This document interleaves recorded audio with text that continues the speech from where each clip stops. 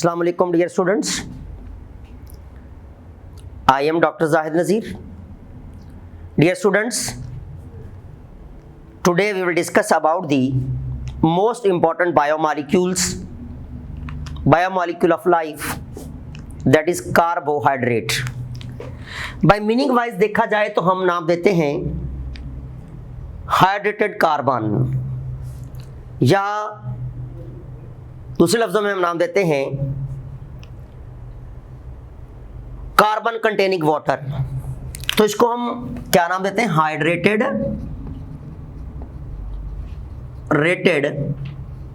Carbon का नाम देते हैं कार्बोहाइड्रेट को, क्योंकि ये वर्ड लिया गया है फ्रेंच लैंग्वेज से। कौन सी लैंग्वेज से लिया गया है? फ्रेंच लैंग्वेज से लिया गया है, और मीन इसका बनता है हाइड्रेटेड कार्बन। तो ये हमारे पास वो बायोमॉलिक्यूल है, it is a organic molecule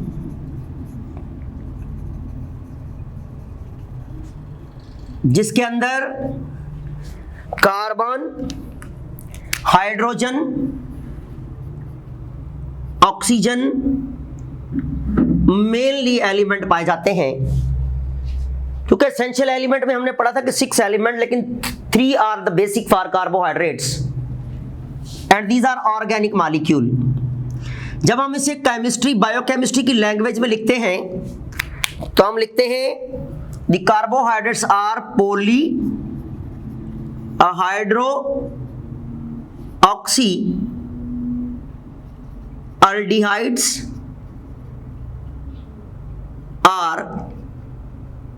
aldehydes are ketones।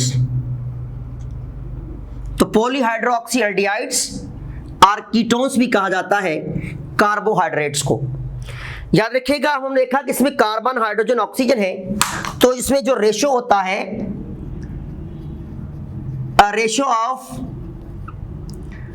Hydrogen and oxygen is 2:1, which is a same ratio in case of water molecule। तो you know very well, जब हम कार्बोहाइड्रेट्स को क्लासीफाई करते हैं, जब हम देखते हैं क्लासिफिकेशन ऑफ कार्ब्स, कार्बोहाइड्रेट्स, या इसे बायोकेमिस्ट्री की लैंग्वेज में कार्ब्स भी कहते हैं। तो जब हम क्लासीफाई करते हैं कार्ब्स को, कार्बोहाइड्रेट्स को, तो याद रखिएगा कि in case of the carbohydrates, number 1 monosaccharides,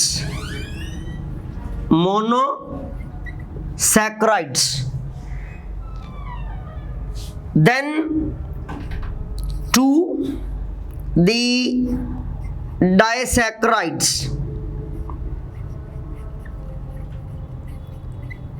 then number 3 oligosaccharides। तो हमारे पास जो थर्ड टाइप कार्बोहाइड्रेट की है ओलिगोसैकराइड, then 4th one the polysaccharides। तो हम 4 बड़ी क्लासेस के अंदर, 4 बड़े ग्रुप्स के अंदर डिवाइड करते हैं किसे? कार्बोहाइड्रेट्स को। लेकिन सबसे पहले जब हम डिस्कस करेंगे मोनोसैकराइड्स, तो याद रखिएगा हमारे पास जो मोनोसैकराइड्स हैं, they are called single unit molecules,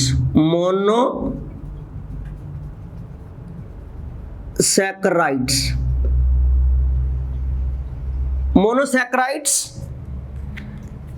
को अगर हम जनरल फार्मूला दें तो CnH2nOn, this is general formula for the the monosaccharides। okay, these are called single unit molecules। in a single unit sugar molecule कहते हैं। They are the white crystalline solids, then white crystalline solid है, water soluble है and sweet in taste है। Mostly याद रखिएगा जितने भी monosaccharide होते हैं ये मीठे होते हैं, वाइट क्रिस्टलाइन सॉलिड होते हैं and can not be further hydrolysed. इनका हम हाइड्रोलाइसिस नहीं कर सकते, इन्हें हाइड्रोलाइज नहीं कर सकते। क्यों नहीं कर सकते? क्योंकि बजाते खुद सिंगल मॉलिक्यूल है। अगर हम इसे तोड़ेंगे, ब्रेक करेंगे, तो याद रखिएगा they will be change into atoms, neither remain in the form of molecules. तो याद रखिएगा इसलिए इसको सिंगल यूनिट मॉलिक्यूल का नाम भी देते हैं। लेकिन जब हम on the basis of carbon classify करते हैं तो हमारे पास याद रखिएगा carbohydrate 3 carbon, 4 carbon, 5 carbon, 6 carbon, 7 carbon की बेसिस पर हम क्लासिफाई करते हैं। तो ये हमारे पास ट्राइओस, ये हमारे पास tetroses, this is pentoses, this is hexoses and this is heptoses. अगर हम एग्जाम्पल्स देखें थोड़ा सा तो याद रखिएगा हमारे पास एग्जाम्पल्स में दीज आर दी, हमारे पास एग्जाम्पल है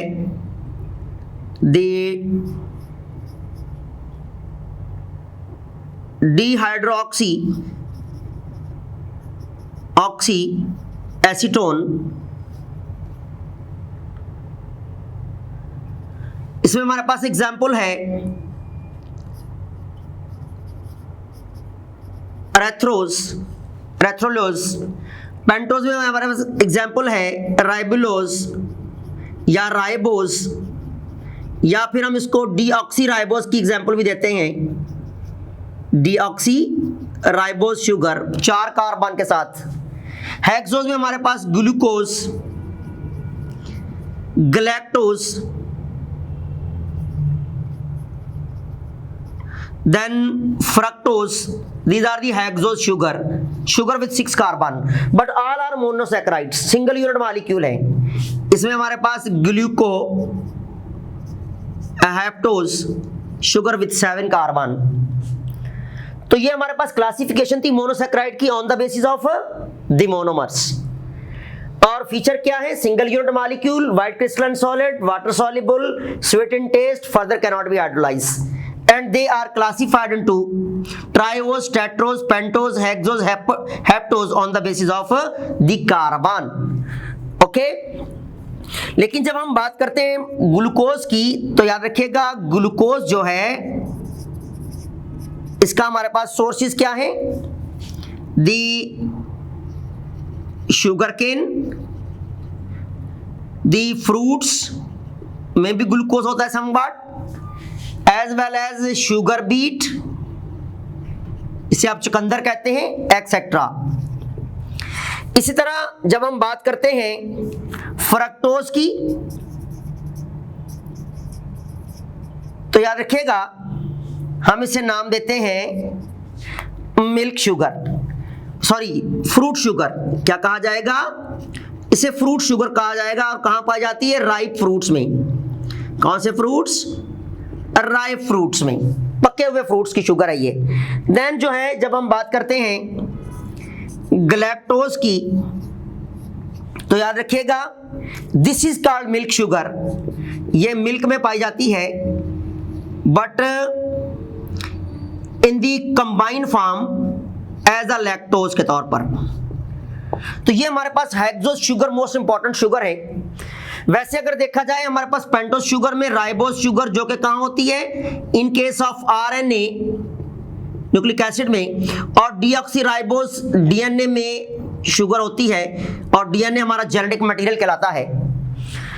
लेकिन ग्लूकोज, फ्रक्टोज, गैलेक्टोज ये हमारे पास मोनोमर्स हैं और इनके सोर्सेज देन जब हम क्लासीफाई करते हैं कार्बोहाइड्रेट्स को तो हमारे पास एग्जाम्पल है, next one is the disaccharides. डाइसैकराइड्स,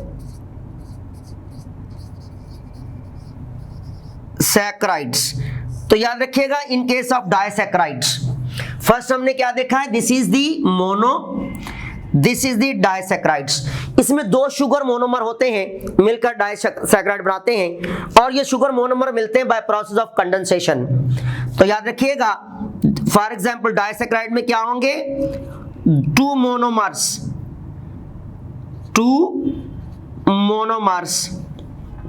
of sugar होंगे। जैसा कि जब ग्लूकोज प्लस ग्लूकोज मॉलिक्यूल मिलते हैं तो रिजल्ट में बनता है माल्टोज, और प्लस वाटर मॉलिक्यूल, क्योंकि प्रोसेस हो रहा है कंडेंसेशन का। This is the di sugar. इसी तरह जब हमारे पास glucose plus fructose is equal to sucrose plus water also, process condensation. इसी तरह जब हम बात करते हैं glucose plus galactose is equal to lactose plus water, तो प्रोसेस कौन सा हुआ है, प्रीवियस लेक्चर में हम डिस्कस किया था, कंडेंसेशन, वाटर लॉस हो रहा है, मोनोमर मिल रहे हैं, तो हमारे पास बनते हैं डाइसैकराइड्स। इसमें maltose, sucrose, lactose.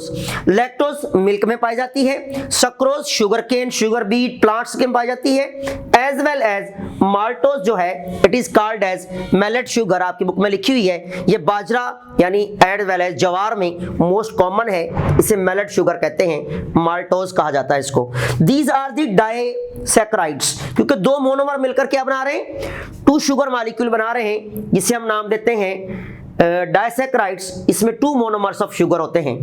Then in case of oligosaccharides the number third type is the ओलिगोसैकराइड्स।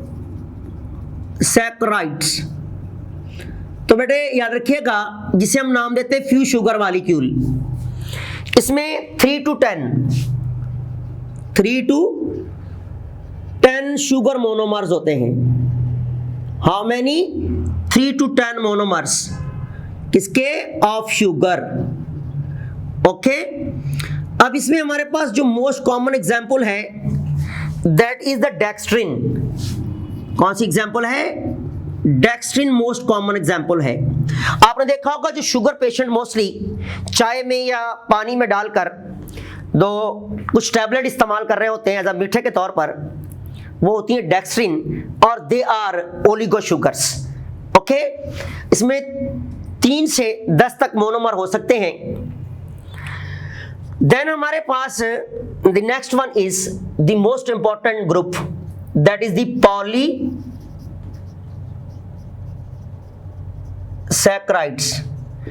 याद रखिएगा, these are also water soluble and sweet in taste।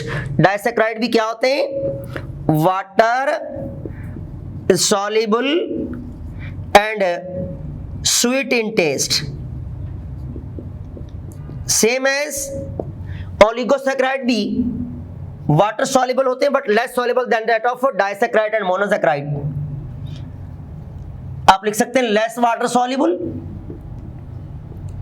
बहुत जल्दी soluble नहीं होते, and less sweet, कम मीठे होते हैं, होते जरूर है लेकिन लेस स्वीट कहा जाता है नहीं। और देन हमारे पास है पॉलीसैकराइड्स, और पॉलीसैकराइड्स को हम नाम देते हैं कॉम्प्लेक्स शुगर्स। क्या नाम देते हैं, कॉम्प्लेक्स शुगर्स, या sugar with higher molecular weight, higher molecular weight sugar कहा जाता है इसे। क्यों कहा जाता है, क्योंकि इसमें hundreds to thousands ऑफ जो है वो मोनोमर्स मौजूद होते हैं। 100 to thousands of monomers। Higher molecular weight है, हायर मॉलिक्यूलर वेट है, इसलिए याद रखिएगा कि हमारे पास दी एग्जाम्पल आती है सेल्यूलोज, स्टार्च, ग्लाइकोजिन। ये हमारी वो शुगर है जो कि पॉली शुगर्स होती हैं, कॉम्प्लेक्स शुगर कहते हैं। इसकी एग्जाम्पल ये हमारे पास कैरेक्टर वाइज देखा जाए तो वाटर इनसॉल्युबल, पानी में हल नहीं होती, याद रखिएगा, और bitter in taste, bitter in taste. Okay, तो बिटर इन टेस्ट है, वाटर इनसॉल्युबल है। तो डियर स्टूडेंट्स, जो फर्दर क्लासिफिकेशन है या जो detail cellulose, starch and glycogen, इसको हम डिटेल में डिस्कस करेंगे और फंक्शन ऑफ कार्बोहाइड्रेट को डिटेल में डिस्कस करेंगे इंशाल्लाह in the next lecture. Thanks.